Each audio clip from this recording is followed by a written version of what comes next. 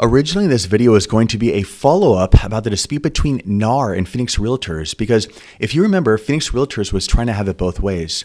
They were trying to be the local feudal lord of Phoenix for the NAR empire, but also have a side business of charging non-members to gain access to the local MLS. So think about this. Phoenix Realtors, a local board, a local outpost of the Association of Realtors, also wanted a side hustle where they collected money from non-members, non-realtors, to broker access to the local monopolized MLS. And that went without kicking back money to NAR, the boss of the organization, and they didn't like that. So they began the process to revoke Phoenix Realtors' charter. It turned into this dispute. Well, now they've come to some sort of agreement, and I was going to do a quick video, just a follow-up to my other videos about this. And as I was looking at this, something else actually caught my eye and distracted me, or at least I found more interesting than the original topic, and that is this NAR image assessment. Now, I was looking over here on this comparison sheet because Phoenix Realtors gives you a breakdown of all the dues, what you're paying. And you see, of course, State Association, National Association, and then NAR image assessment as a separate line item. And you may already know about this. I mean, I'm probably late to the game, although I've been paying this for years and had no idea. But NAR image assessment, $45 a year. Now, of course, Realtors are totally fatigued with this whole state level dues, national level dues, local dues. Now a special assessment, and then of course paying your lockbox and paying your MLS. I mean, there's just so many line items of dues stacked on top of each other that it's caused a lot of fatigue and dissatisfaction with agents. And that's one of the reasons why Phoenix Realtors is trying to exploit this frustration by realtors, because they know that they can charge non-members for limited tools and make money on the side. Well, that was a problem for them. But again, I got distracted by this whole NAR image assessment because I'm thinking, what is a separate line item? What is this? Now, I'm looking over here at membership dues and I see NAR special assessment. And this is where they talk about it. They give you a breakdown. They explain. This has been going on for several years, although they renamed it. The special assessment for the consumer advertising campaign was formerly known as the public awareness campaign, and it's $45 for 2025, and it's collected by the local association.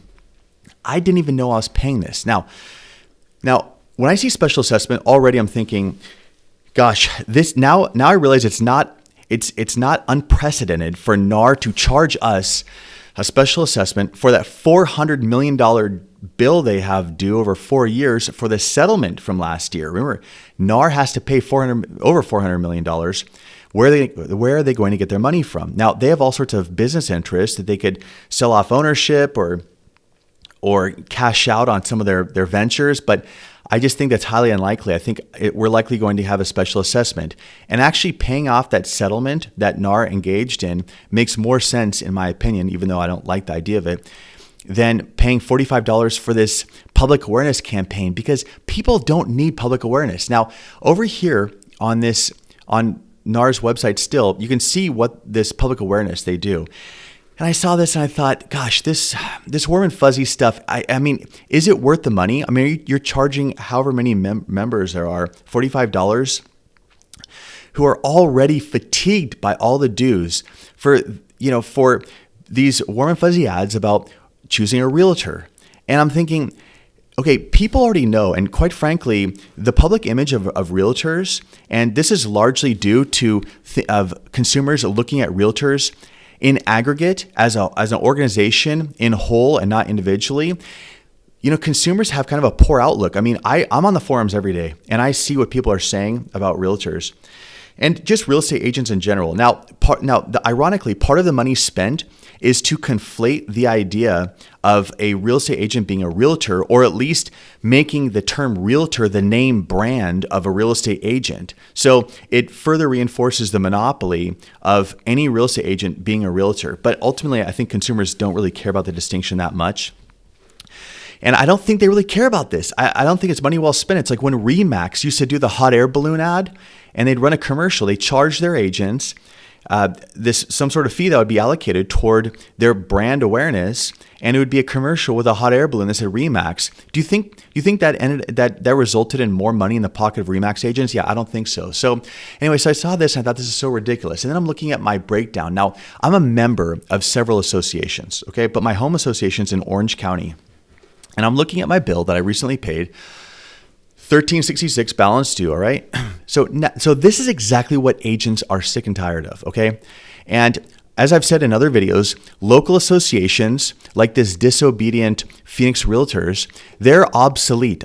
They're obsolete. All of what is administered by local boards can be done by state boards. Even though I like dealing with some, like Orange County is more pleasant to deal with than some other boards. Some boards are great. Some are less easy to manage. But regardless of whether I like the people that work there or how helpful they are, local boards are obsolete. That's just the reality. Now, we have national dues, $200. What are you paying for? That's a rhetorical question. Just think about it. State dues, okay, for action assessment. Is this? Okay, so now you have your state. Now, okay, so we have 2 levels, right? Okay, then we have local dues. We have 3 levels, okay? And then in this 324, I now realize is this $45 image brand awareness fee, that the special assessment that NAR levies. And then I'm thinking, okay, well, I hope on all my secondary board memberships, I'm not getting charged on that, but I don't know. I mean, it's in here, right? MLS participation fee. Yeah, I get it. Okay. And then they have all these optional fees. All right. And then it comes down to this 1366. Okay. So my brokerage has over 300 licensees, and just the status quo of the industry is I have to be a realtor. I'm a realtor member. I pay dues. I don't think that NAR or the Association of Realtors should be replaced or eradicated or any of that. I think it has its place. What I don't like is that up until recently, and 2025 is the year of change, you had no choice but to basically become a realtor if you wanted to be a real estate professional. It was very difficult to be an independent broker. Now, if you go to cavorrealty.com, that is a project that I'm assisting, I'm helping because I'm knowledgeable about all this stuff. I've been a broker for over 20 years.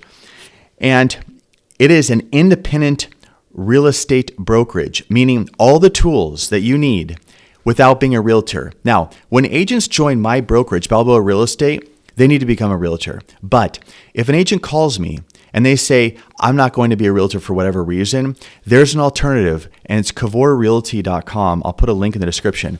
And I'm just saying that there needs to be options, and not just Cavor, not just a handful of other brokerages that don't require membership in the Association of Realtors. There needs to be open source forms. There needs to be a standardization of how real estate forms look, and not just one monopolized version of forms. And there needs to be collaboration between non-realtor MLSs and the monopolized realtor MLS. So I think that if the Association of Realtors wants to thrive in the future, they need to consolidate this, because this leads to a lot of dissatisfaction. And agents are saying, I'm paying for all this, and what am I getting? Because I need the MLS and I need forms, which I get through the state association, although forms are becoming more and more open source. I'm working on that too.